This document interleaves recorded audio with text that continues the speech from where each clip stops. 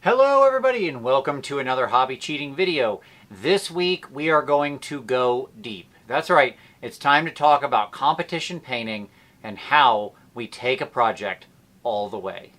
Let's get into it.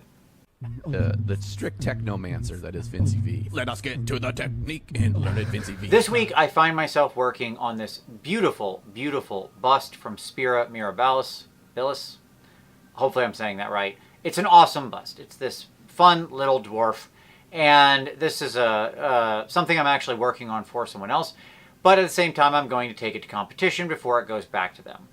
As such, I really wanted to do a deep dive with you on how we take a project all the way to competition level. So let's not waste time. We got a lot of painting to do, so let's head over to the desk and let's get painting. Okay, this one's going to be a two-part series, by the by, because part one, we're going to focus on the skin and the hair, two of the most central, important parts of the figure, especially with a dwarf. We got to focus on that beard, and then next time come back and we're going to do some of the other elements. All right, we're going to begin with the skin. Here's the paints I'm using for the skin. Now, you might look at them and think that's a strange palette, but this isn't even everything we're going to use. There'll be more after we're done here. But you'll notice I have a mix of reds, oranges, more traditional skin tones, pink infused things, all of that. And that's because we really want to have a lot of rich tonality to the skin. Now you certainly could just mix all of this, but I'm going to use the pre-things out of the bottle. So to begin, we're going to start laying down the skin. I begin by just sort of base coating the whole thing in this very deep red color, starting with just this kind of dark, I don't know, almost blackberry color or something like that. I don't know, whatever. It's a berry color. And the point of this crimson isn't really to leave much left. It's to give me a nice base to work from and transition into my deep shadows. I will leave a little bit of this in the very deep shadows. As a side note, he's going to have a secondary color on his right side, so you'll notice that I oftentimes am leaving that very dark. That is intentional. Okay, so once that's all down, then we move over to the next step up, which is the Ruddy Terra, this sort of like very orangey brown. Really nice color for sort of the low tone of skin. As I put it on, it's going to seem quite a bit orange. You know, most people aren't actually that orange, I guess, unless they're really laying on the spray tan. But nonetheless, it's going to give us that wonderful warmth in the base that we want to operate from. Now, when I'm working the initial values on a model like this, I don't really care about layer lines. You're going to see layer lines as I progress through the skin. It doesn't matter. We're just trying to set values and volumes. Where is the light and how intense and bright is it? So, I then am going to proceed up through my various flesh tones up to my highest highlights. I start with this sort of lighter brown, then into the mid, and then up into the final sort of very bright flesh tone. Okay, so you're going to see me here. I'm just layering my way up. We're going to continue that. Now, a note on what I'm doing here. I'm going to focus a lot on the face. Painting faces like this is really interesting because things like this dwarf, but it's true for any older figure you paint, they have a lot of microtexture, wrinkles, cracks, crevices, you know, the wear and tear of life. And so as a result, we need to pay attention to those eventually. But I'm not worrying about them just yet. But you will notice that I often am approaching the skin, especially around the face, with a little bit more of a stabby, scratchy texture. That's because I'm just trying to get the paint knocked in, and in the end we're going to have a lot more layers and colors over top, but it helps me heed those volumes a little bit. So if I have that deep crack going with this more stiffly stabby application, I don't actually fill that thing with the darker color. So I just build up the colors through all these steps. And I'm also focusing on the arms, and you'll notice that on things like the upward facing part of the arm, I really do subtract all of those dark colors out. Even though he has quite defined muscle lines, I'm not leaving any upward facing plane with any of that, say, red really showing. Okay? So I just continue to work it up and get my initial values in place. After much layering and basic application of paint, we're in this place where we have kind of a nice little spread of where we want the values. All in all, this gives me a good map. And what I'm then going to do from here is a ton of back and forth adjustment. And that's really the first key, the first lesson of competition painting, is that you cannot follow a single recipe to success. It is not a matter of step A, then B, then C. It is a matter of following steps and then adjusting and then going back and then forth and then reapplying and redoing and then glazing down and then working up and then glazing down and then working up and then glazing down and so on. And you continually repeat that until you get to everything being exactly where you want it. Okay, so let's go ahead and show you what a little bit of that looks like. Let's just speed up a bunch of adjustments on the face.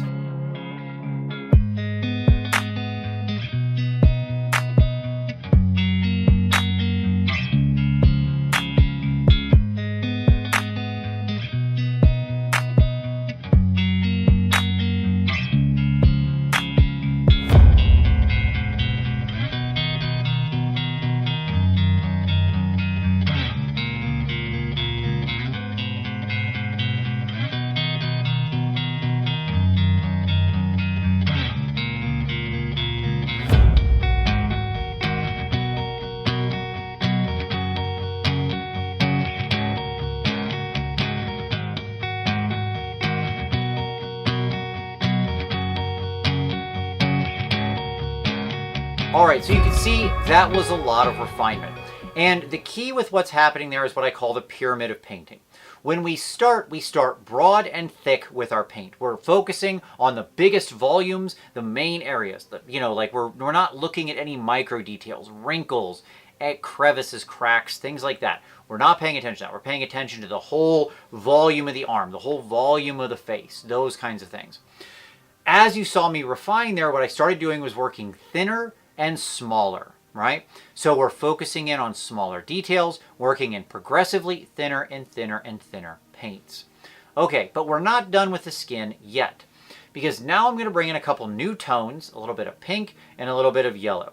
Pink and yellow are two magical colors that help pop your skin up to the next level. I'm going to use a little bit of that pink as glazes to sort of smooth things out, especially in the face. I'm going to use that around the edges of the cheeks to bring in more life and warmth, as well as things like his lip and stuff like that. I mix that with a little bit of the original berry color to get a good lip tone going on. We're going to use that on the lower arms to kind of smooth that transition down, add a little bit more pink and red in the key areas, especially around things like the elbows, those kinds of things. Once that's done, we then go to this wonderful yellow tone, okay? Now, this is just basically a wash from GW, but it's like you can use any thinned ink or anything like that, but we want it to be very transparent. And you can use speed paints, all sorts of stuff works. We're going to take that yellow and I'm going to thin it down. So I actually take it out, put it on my palette, thin it down with water, get it into the brush, wick out the excess liquid on the brush, and we're applying a filter. A filter is nothing more than an ultra thin glaze, okay? It is not meant to cover anything. It is meant to simply slightly alter the tone of the paint underneath. And so here, off of my highlight, I am glazing in some of that yellow to filter out the light right off there. It adds more warmth to the overall skin. It makes it feel as though he's more in natural sunlight or something like that, where you get that yellow right off of the highlight, off of the specular highlight. And so it just really adds a lot more life and warmth. We use yellow up off the highlight. We use pink as the transition from the low mid-tone into shadows. Effectively, yellow is the bridge between our mid-tone and our highlight. Pink is the bridge between our mid-tone and our shadow. Okay, so now that all of that is done, now what we're going to do is we're going to go ahead and turn to the beard. And we have an important choice to make here. I'm going to use the Ruddy Terra, the colors you see here as well. We've got some fun stuff with the beard, so stay with me. This is going to be a really interesting dwarf. But I'm using the same orange you saw me use on the skin, but here it will feel very different because of how I choose to accentuate it, highlight it, shade it. I start by getting a good base coat down, and then I stop and look at it. I want to make sure the orange that I'm using here as a base works as a contrast to the skin. Is it actually going to show up against that skin well enough? Now, what I'm actually going to do here is cheat, because having the orange of the beard next to the orange of the skin, it can work, but when you're going as warm as I have, they might get kind of lost in each other. However, what I'm going to do is we're going to add some age to this dwarf, right? So what I actually do is start grabbing a little bit of gray tone, right? Of my grays here, like a reddish gray.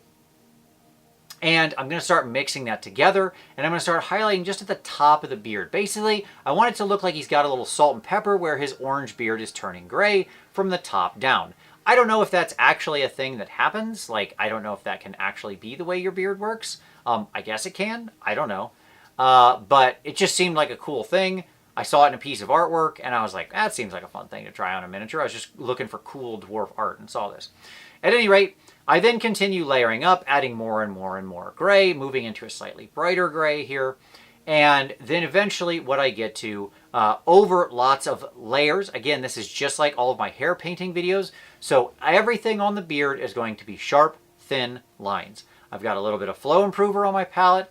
I'm thinning the paint down, mixing in that flow improver, super sharp brush. We're just doing lots of thin lines. It's still layering up highlights, same as anything else we do. We're just doing it through successive, sharp, thin lines. And that's really the next big thing about competition pieces. Especially when you move up scales, you have to tell more of a story through texture, right? Like oftentimes on our 28mm scale or things like that, we can have small, just like an area just be a color. The belt can just be brown, or the bag can just be brown or something like that, or the boots can just be black, whatever. But as we move up in scale, we've got to tell the story through texture. So that means having individual follicles and hair and stuff like that caught. We've got to have the scuffs, the hashes, the dashes, the scratches that actually show life. We've got to tell a story through the strokes of our paintbrush that are intentional. So I continue just layering up with all of into that gray until I get that nice highlight right around the top of the beard. And now we've got that cold gray separating the warm orange beard from the warm orange and yellow infused skin. Okay, so that's good to go. Feeling pretty nice about how that looks. Next up though, it's time to do the bottom of the beard. So I want to bring a little light in there, especially because this beard is very unusual in that it flares out and the planes actually start facing up. So anytime we have an upward facing plane, we have to create light. So here I'm going to start mixing in a little bit of yellow ochre. And for this part, what I'm going to do is just, again, same thing, sharp, thin lines. I start with just a little bit of yellow, and then we're going to progressively add more. When you're working with competition, oftentimes it is necessary to take more steps and work thinner. So you build up naturally. A lot of what you're going to see me do throughout this project is working quite thin and just actually carefully building it up using the same paint over and over again to increase the saturation and enhance the tonal purity of what we're actually looking at. Applying the same paint to either the same or roughly the same area. Sometimes I shrink it a little bit and layer with the same exact paint. I'm just layering multiple times with that to slowly build the opacity, the saturation, and the purity of that tone. So once that's there, we just slowly get up to never the pure yellow. I don't want his beard to actually turn yellow, but we do end up with like a 20-80 mix with only like 20% of the orange left, so it's mostly the yellow. And I just kind of flare that out and we're good to go. Now there was also a little bit of the darkness on the shadow side that I left in there. That's just a little bit of a blue infusion. That's my shadow color you saw there. I put that on the shadow side of his face. The light is slightly tilted, as we'll see as we continue to bring forward. Just slightly. It's about 1 o'clock is where the light is set. So I have a very soft shadow in that side of the beard. We don't need to go super far with it, but the darkness is going to become our universal shadow color. It's like this very soft Payne's gray, and we're going to use that throughout even as we go forward. Okay, so now the beard's in a good place, but the skin is not quite done yet. All right, this is a dwarf, and we've got these perfectly smooth arms. So yet again, as we're moving up in scale, we can portray more detail. So the last thing I'm going to do here in this video is we're going to capture, so we're going to make his arms a little hairy. So I take a mix of some both warm brown and a little bit of black brown, and what we're going to do is just effectively, again, get out that flow improver, get out that very sharp brush, and we're going to do some nice, sharp, thin lines on his exposed forearm where we want to capture that hair. You'll notice my brush moves at just a slight angle because your arm hair tends to be a little wavy. That is to say, it's not just a straight up and down thing. It has little bits of curves to it. I come in, I do it through, I don't try to do what your arm hair is also not super long, so we're not covering the whole arm. I'm doing this in little individual rows because that's how your hair basically is. It's kind of overlapping in these little rows over top of each other.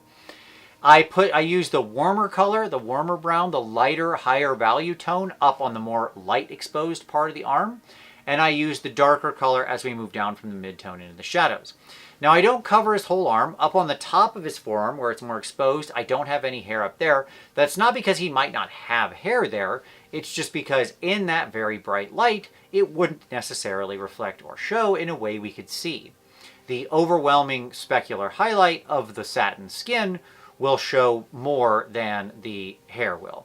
So instead we're just hitting it on like the side of his arms, that kind of thing, outside of the direct specular highlight, okay?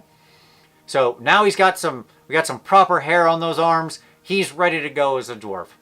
And here's how he looks right now with just the face and the beard, the skin, all done. And you might think that's a lot of work for just this model. And it is. Like all told, this was many, many hours of work. I have shortened what was, probably 20 hours of work into about 10 or 15 minutes here. But the key is that that's also the important part about competition painting, is that you have to push farther and farther and farther. And that is something we're going to see explored a lot more when we get into part 2 of this video next week. So I hope you come back for that. I really do. Because I really want to show you some other cool tricks with things like cloth and leather and metal. We're going to take this fig up to a very high level, and I hope it acts as a roadmap with some tips for you for your own competition painting. All right, with that, I'll say, hey, thank you so much for watching. If you liked this, give it a like. Subscribe for additional hobby cheating. We've got new videos here every Saturday. If you want to support the channel, first of all, it's very much appreciated. Secondly, there's lots of ways you can do it. There are links down below, affiliate links, where you can purchase all your hobby supplies. Doesn't cost you anything extra. In fact, it usually saves you money. Things like our Michigan Toy Soldier link, stuff like that, where you can save 5% off on every crazy hobby thing you might need, and it really does help the channel. There's also the books Uncle Adam and I write. Our newest game, Rain and Iron, is out and available down below. So if you've got some demons and robots and you want to have some cool post-apocalyptic fun, this is the game for you. Also, of course, there's our Patreon, focused on review and feedback and taking your next step on your hobby journey. As always, though, I thank you so much for watching this one, and we'll see you next time.